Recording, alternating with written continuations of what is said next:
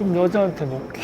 노스트라모스? 지금보다 아파트 가격은 무조건 떨어진다. 8억짜리인데 안 팔려요. 지금 당장 보구되는 거죠. 당구장 M&A 해주는. 대한민국 전문가의 삶을 취재합니다. 고개를 숙이는 출연자분. 주스를 거의 다 드셨네요. 네, 떨려가지고요. 왜 떨으세요? 촬영하니까. 굉장히 이런 데에 저를 초대하신 거 보면은 네. 굉장한 재력가로 의심이 되는데 자기소개 부탁드려도 될까요? 저는 하이테크 감정평가법인 김제프용진 대표 평가사라고 합니다. 예? 김뭐시기요? 제프용진. 교포세요? 교포 안 건모회 이런 거예요? 건모회? 아니요, 군대 갔다 왔는데요. 이름만 김제프용진. 살다 사람 이름이 5글자인데 영어랑 한국어가 섞인 건 처음 봤는데요. 개명했는데. 아, 개명을 하신 거예요? 네. 원래 그럼 이름이 김용진 씨. 네, 맞아요. 왜 이름이 김제프용진으로? 좀 여자한테 먹기.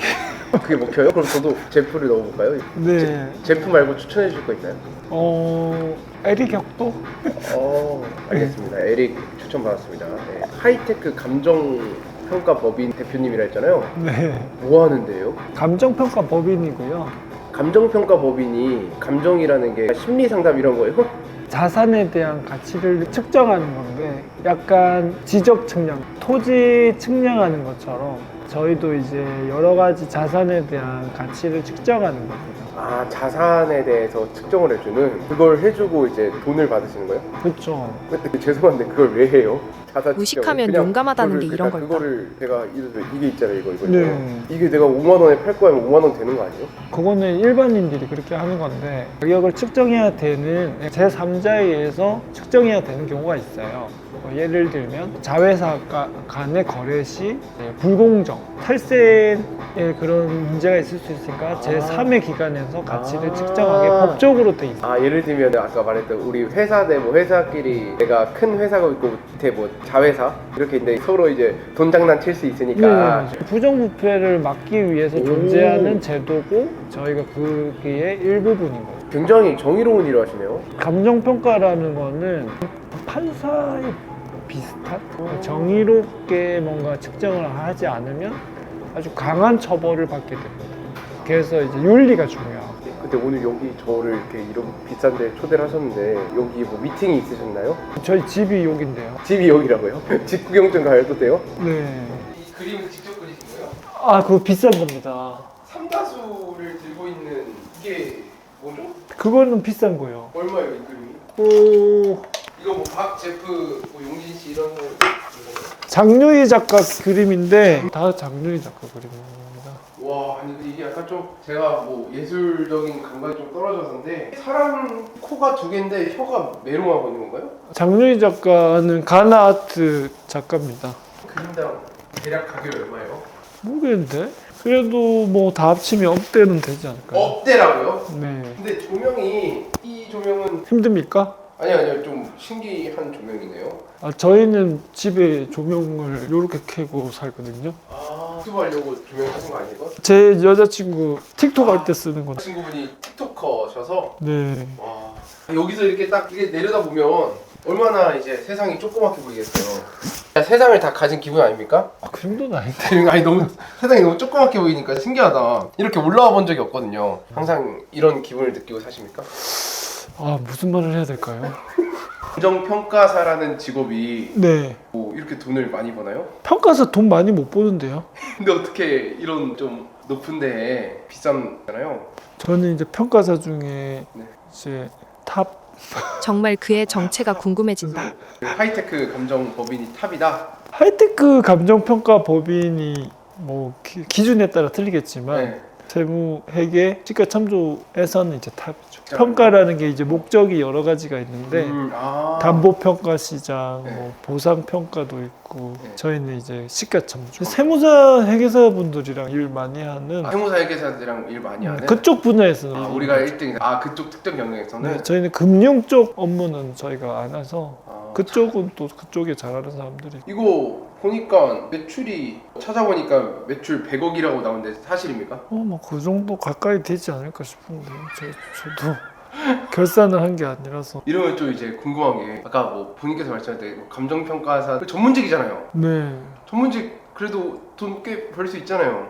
아, 그런데 쉽지 않아요. 평가사는 영업하기도 좀 어렵고 세무사에 비해서 전체적인 월급은 센데 세무사분들 중에서는 막 돈을 잘 버시는 분들 이렇게 막 탁 투출나게 있잖아요. 근데 저희는 고만고만하게 벌거든요. 저 같은 사람이 거의 없고, 그리고 저도 저 정도 제가 돈을 번 거는 투자해서 벌었거든요. 코인 투자해서 벌어가지고.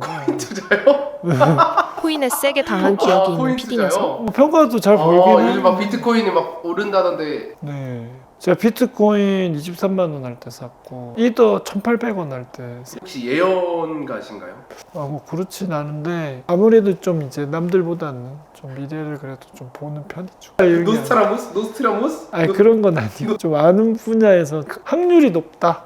근데 하나 확실할 수 있는 건 지금보다 아파트 가격은 무조건 떨어진다. 아 떨어진다고요? 네. 그럼 지금 집 사는 사람들 큰일 나겠네요? 지금 이제 보구되는 거죠. 근데 혹시 그 근거를 좀 알려줄 수 있나요? 근거요? 네. 왜 어떤 근거로 집값이 떨어진다고 말씀하신 거죠? 그건 뭐 당연한 건데 당연해서 이유를 설명하기가 몇 년 안에 떨어질 거라 생각하십니까? 지금 당장 지금 당장이요? 떨어지기 시작했고 예를 들면은 제가 알고 있는 상대로 얘기 드리자면 시그넬이나 강남에 이제 뭐 브랜드 아파트들 있잖아요. 네 수요가 많은 거. 그런 수요 데가 없어. 없다고요? 제가 한남더인이랑 트리마제 살았는데 네. 압구정 한양아파트 살고 지금 여기 온 거거든요. 네. 수요 없어요. 아 진짜요? 한국 사람이라면 누가 다 내 집 장만의 꿈이 있는데 수요가 없나요? 그러니까 그런 큰 아파트들은 네. 수요가 없고 네. 이제 대신에 거기 있는 사람들은 여유가 있으니까 쉽게 안 팔죠. 아 쉽게 안 파시고. 네, 그러니까 이제 거래가 안 되고 네. 팔려도 1년에 뭐 몇 개 팔리고 투자 이야기하면 너무 끝도 없는데 아 그래요? 그냥 간단하게 말하면 새로운 사람들이 사줘야 되잖아요. 네. 왜냐하면 지금 돌아가시는 분들이 많이 계시니까. 네. 근데 그걸 사줄 수 있을 정도의 수요가 지금 크게 없다. 아. 기존에 보유하고 있는 사람들 중에서도 네. 대출 이자를 건드지 못하는 사람들이 많이 이제 나오고 있고 그러니까 전반적으로 처음 내수 경기부터 마르죠. 부동산을 던지진 않으니까 그래서 이미 마르고 있고 네. 그게 이제 돈이 안 돌고 이자가 많이 나가니까 네. 이제 그렇게 되는 건데 네. 그냥 진짜 단순하게 생각해서 인구가 주는데 네. 부동산 가격이 오르면 그거 이상한 거 아닙니까? 이상한데 제가 말씀드린 그런 프리미엄 브랜드 아파트들은 누구나 사실 가고 싶어 하잖아요. 돈이 있건 없건 공급은 이제 안 늘어나잖아요. 근데 수요는 이게 인구가 준다고 하지만 그래도 뭐 이게 주는 속도가 5년 뒤에 5천만 명이 다 사라지는 게 아니고. 제가 페라리 SF90을 갖고 있거든요. 네. 8억짜리인데 안 팔려요. 팔고 있으세요? 근데 중고 앵카 들어가면 가격이 안 떨어져요. 팔려고 하면 안 팔려요. 아 그래요? 네. 그럼 8억보다 조금 낮게 팔면 손해신가요? 그러니까 뭐 8억보다 낮게 팔아도 안 팔려 아예. 근데 가격은 또 안 떨어져. 그러니까 브랜드 아파트들도 팔려고 하면 안 팔려요. 예를 들면 지금 롯데 시그니엘 그 서울이 네. 주가가 조단위잖아요. 네. 4조인가 그렇거든요. 네. 근데 지금 롯데 위기잖아요. 롯데가 4조짜리 집이 있는데 네. 위기가 왜 옵니까? 안 팔리니까 쉽게 안 팔리는 거죠. 어. 그래서 우리나라 사람들이 금융에 대해서 이해도가 낮아서 그런데 네. 현금성 자산과 비현금성 자산을 구분할 줄 알아요. 현금성 자산은 어떤 겁니까? 현금. 코인도 현금성 자산입니까? 그쵸. 뭐 주식도 현금성 자산이고. 아, 그래서 한국의 부자를 매길 때 네. 부자를 매기는 순위가 네. 부동산이 안 들어가요. 주식이랑 현금, 금융상품만 들어가지. 왜냐하면은 뭐 해외도 마찬가지고 미국의 뭐 부자 이러면 그 주식, 현금성 부자, 현금성 자산만 가지고 측정하잖아요. 저는 그렇게 생각해요. 그게 맞다고. 우리나라는 부동산이 이제 전체 자산의 80% 갖고 있으니까. 근데 우리나라는 그런 말 있잖아요. 우리나라는 대한민국 부동산 최고야. 부동산 가져야 돈 부자 돼. 이게 그럼 이제 무너질 거라는. 일본 무너졌고 중국도 무너졌으니까 한국도 이미 무너져야 되는데 지금 정부에서 인위적으로 개입을 하면서 유지하는 거죠. 이자율만 지금 좀만 올라도 이미 무너지는 거죠. 그래서 이자율에 엄청 집착하는 거고. 그거는 뭐 제가 뭐 특별하게 능력이 있는 게 아니라 뭐 상식적인 겁니다. 그래서 버티는 거는 한국은행이 개입했기 때문이고 국민연금이랑 뭐 언제까지 개입할 수는 없을 테니까 개입의 힘만 떨어져도 바로 문제가 생기겠죠. 네, 그래서 저는 떨어진다고 생각합니다. 이미 떨어져야 되는데 이거는 그냥 주류 의견입니다. 경제 학자들? 주류에서 말하는 이야기들이라서 저가 뭐 특별히 저만 말하는 건 아니에요. 아 그래요? 네. 그래서 직업이 감정평가사잖아요. 네. 그래도 공부를 좀 하셨을 텐데 네. 아까 말씀하신 뭐 세무사는 돈 뭐 벌고 회계사 이렇게 한다 했는데 그 감정평가사란 전문직은 제가 진짜 거의 처음 들었는데 그러니까 대중성이 없잖아요. 맞아요. 왜 이 직업을 선택하신 거예요? 회사 할까 하다가 제가 공대라서 지금 생각해보면 잘못 선택했다. 그러면 내가 회계사 했으면 돈 더 벌었을 텐데 이런 생각 들어요? 그렇죠. 훨씬 쉽게 회계 원리를 교양 과목을 했는데 네, 잘 맞았어요. 그 C 마이너가 나와서 쉽지 않더라고요. 그 회계사 했으면 안 됐을 것 같은데. 아니 회계사 하는 게 맞아요. 회계 원리가 C 마이너스 나왔다면서요? 조금 했으니까 조금 제대로 다른 아, 평행 세계를 네네네네네. 그리시는 평가사님. 큰 뜻이 있어서 하신 건 아니에요? 그냥 전공에 맞춰서 하신 거예요? 아니 우리 집이 너무 가난해서 뭐 사업하고 싶은데 사업할 자금은 안 대줄 수가 없고 내가 벌어서 사업하기에는 너무 늙을 것 같고 그래서 저는 이제 전문직으로 사업을 해야 되겠다. 전문직은 이제 사무실 조그만한 것만 있으면 되니까 그렇게 생각하고 공부를 했는데 이게 평가사는 개인적인 이런 사업이 힘들더라고요. 뭐 회계사나 뭐 변리사 이런 분들은 B2B여서 창업이 힘들다 들었어요. 회계사도 B2B 내지는 C가 가능하고 아, 많아졌어요? 변리사도 가능한데 네. 저희는 B2C가 없어요. 아예 없어요? 회사끼리만 일하는? 네, 영업하는 게 좀 어렵고 그래서 뭐 사무소로 차려가지고는 뭐 할 수 있는 게 거의 없고 어떻게 창업을 했어요? 대출 풀로 땡겨서? 아니요?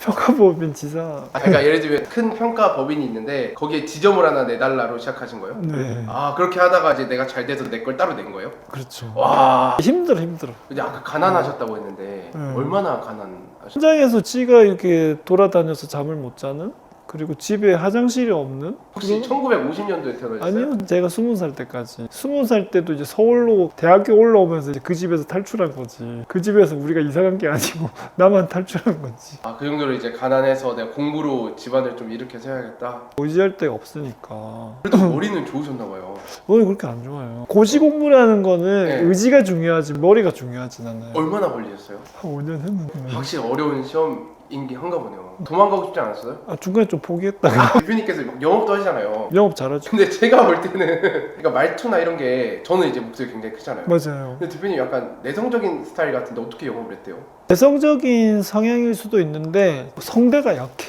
성대가 약한데 네. 저는 만 27살 때 네. 공부하다가 도저히 안 돼서 네. 사회에 나와서 네. 진짜 정통 영업을 2년 했었습니다. 평가사 못 붙어가지고 뭐 어떤 영업을? 창업 컨설팅이라고 경영 컨설팅 이런 거. 경영 컨설팅보다 더 바닥. 아 예를 들면 프랜차이즈. 맞아. 어려운 영업 경험이 있는 평가사님. 아 그래. 당구장 고급스럽게 M&A 해주는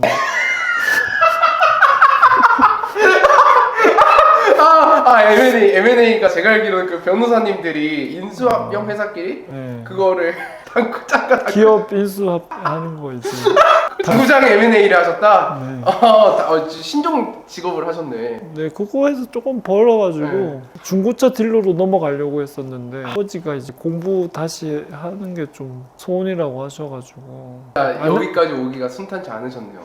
저는 20대는 그렇게 좋진 않았죠. 공부도 오래 했고 내가 생각해도 남들이 보기에도 돈을 좀 벌었다라는 시기는 네. 몇 살 때부터 좀 보신 거예요?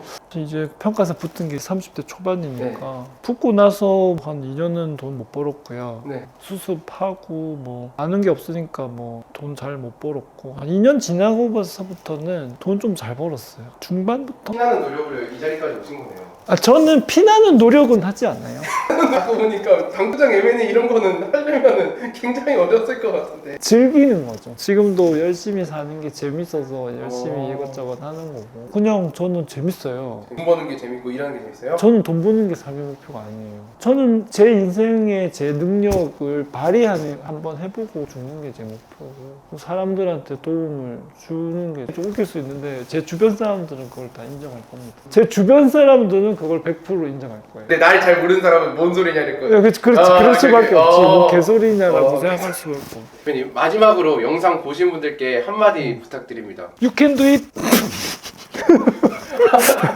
그쵸. 넌 할 수 있어야죠. 저는 이제 제자령 하려고 나온 게 아니라 간략하게 저희 회사 소개도 하고 뭐 감정평가사 이야기도 하고 감정평가사로 최고 성공한 사람이 어떻게 사나? 뭐 이 정도 가볍게 제 자랑하려고 나온 건 아니고, 평가사를 공부하고 있는 사람들 이제 어떻게 보면 제가 가장 롤모델이 될 수는 있을 거예요. 그냥 인생에 길이 없는 사람들이 있으면 아, 저렇게 성공하는 사람도 있구나, 나도 될 수 있다. 왜냐하면 저는 정말 별 볼 일 없는 사람이었거든요. 지금도 뭐 그렇게 별 볼 일 있다고 생각하진 않지만, 그래서 가장 중요한 건 항상 스스로를 스폰지처럼 빨아들이고 주변의 그런 생각과 지식들을 포기하지 않는 게 중요한 것 같습니다. 그러면은 여러분도 늙어가지고 저처럼 잘 되실 수 있을 겁니다. 네, 감사합니다.